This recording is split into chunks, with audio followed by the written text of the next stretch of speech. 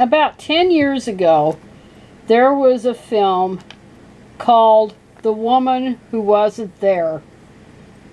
And it was one of a couple of documentaries about the infamous Tanya Head, who was a Spanish woman born into immense wealth, who came to the United States and decided after 9/11, she proclaimed herself to be a victim of the terror attacks. And she organized this survivors network or something. She helped organize it there in New York with some actual survivors. But then it was later found out that Tanya Head, which wasn't her real name, it was Alicia Esteve Head, I believe. But it was found out that she wasn't anywhere near in New York at the time of the terrorist attack. She was in Spain attending business college. So anyway, she was a classic example of a faker, of a somebody that engages in fantasy, and they literally gaslight themselves to believe that they actually were in a situation that they were in. That's kind of like that Anna Anderson pretending to be Anastasia, one of the Russian royal family. And of course that was debunked after she died. And so there's all these fakers.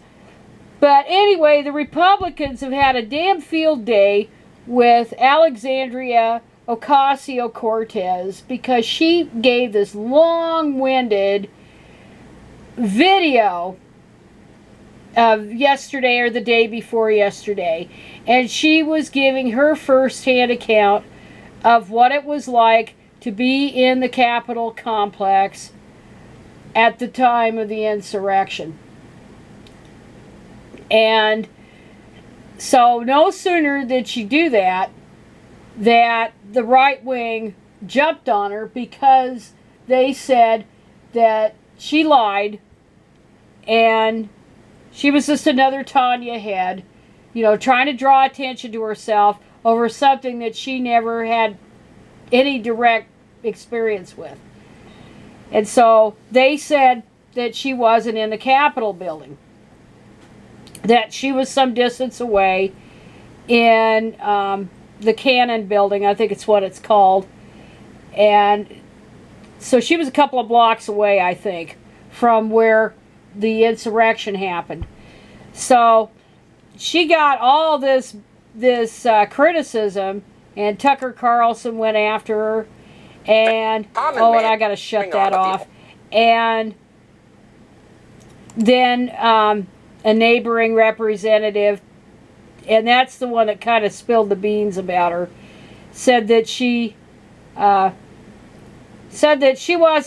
that AOC wasn't in danger because she was in another part of the Capitol complex.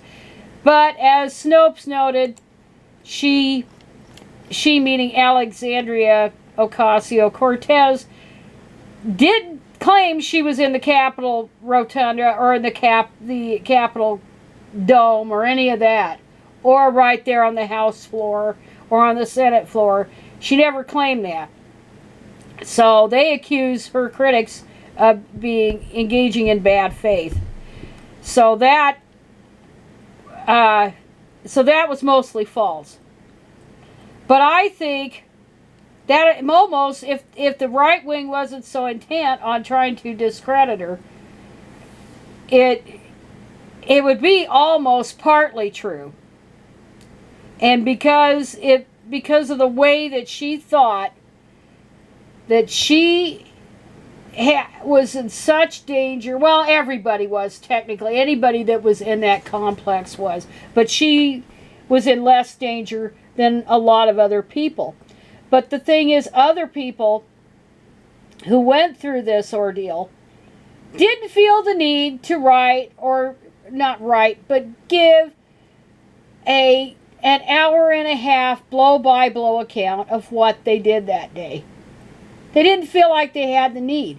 But this woman always thinks she has to upstage somebody. She's always got to upstage somebody, one-up somebody. And I still say that there's a narcissism issue here. Even if she didn't intend to deceive, there's clearly a narcissism issue here. And, I mean, that video, she could have made it. If she really felt the need to make a video, she could have done it in 15 minutes, maybe 20 minutes. But she sought to just go on and on and on for an hour and a half. And it made her look like an idiot. But then I don't regard her as being the brightest bulb on the chandelier. I never did regard her as that. But it's always all about her. It's always all about her. And yes, some people like her idol, her whatever you call him, mentor, Bernie Sanders. Yes, he defended her. And so that, you know, and all that. And a lot of people defended her. And I'll give her the benefit of a doubt that she wasn't intentionally lying. But I almost think it's not the point. The right wing tries to make it a point that she intentionally lied. But I think the point is that she can't resist making everything about her. She always makes it about her. She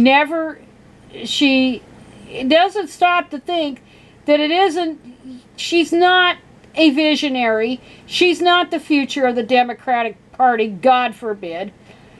She's not anything but just another representative. And who often shoots herself in the ass. And she shot herself in the ass here because she really didn't have to make this long-winded video. And people took snippets of it in the media. They took snippets of what she said. Oh, she had all this trauma. She was sexually assaulted. She probably was. And she probably went through a lot of crap as a bartender. I had a niece who worked for years at a restaurant.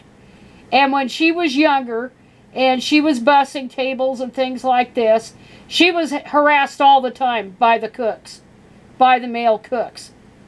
And back then there wasn't all the sexual harassment stuff, that there, you know, laws and things like that.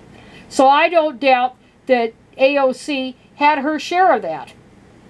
But again, why make it all about her? That's the part that gets me about her. It's always all about her. Anytime there's an issue, anytime there's anything, she has to pipe in and be the center of attention. So I think the woman has some narcissism issues. I do think that that's where Tucker Carlson, he might be full of shit everywhere else about her, about what she said, but she is an example of narcissism on parade. That part I agree with. And she's got some issues. And they need to be, she needs to address them. Because she has a monstrous ego. She just is attention-seeking all the time. But anyway, that's all I have to say about that.